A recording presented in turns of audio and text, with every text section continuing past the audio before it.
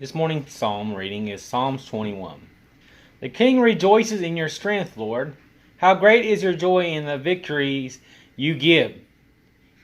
Grant him his heart desire, and have not withheld the request of his lips.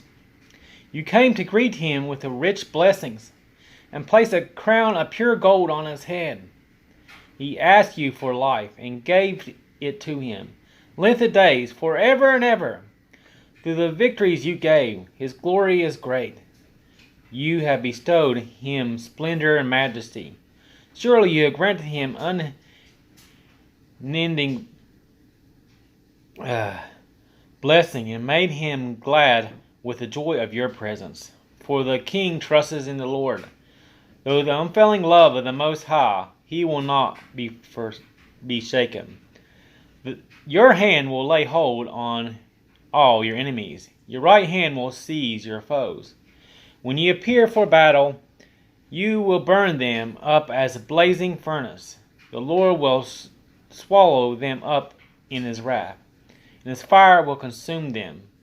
You will destroy their descendants from earth, their prosperity from mankind. Though they plot evil against you and devise wicked schemes, they cannot succeed. You will make them turn their backs when you aim them with drawn bow.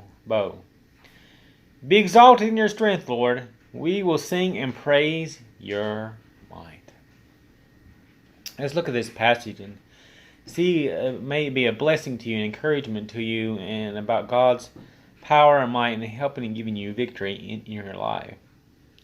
And it just look overview of the verses. And the king rejoices in your strength. The strength is from the Lord. How great is the joy that God gives you the victory. And it says, you grant him in the heart desire, have not wielding the request of his lips. So like God's desire for your life is the goodness and his rich blessings you receive, and read the blessings. Those who are faithful unto God and those who serve God throughout their life, those who are of God, will receive the crown, a crown of life, a crown of endurance, a crown. And he continually, David stresses this, and he realized there is great rewards to those who are faithful to God. When you get down, you get back up. This life of struggle is real, but he's the one that gives us victory. Through the victories we gave, his glory great, bestowed his splendor and majesty. The glory of God, his goodness will be upon us if we render ourselves to him.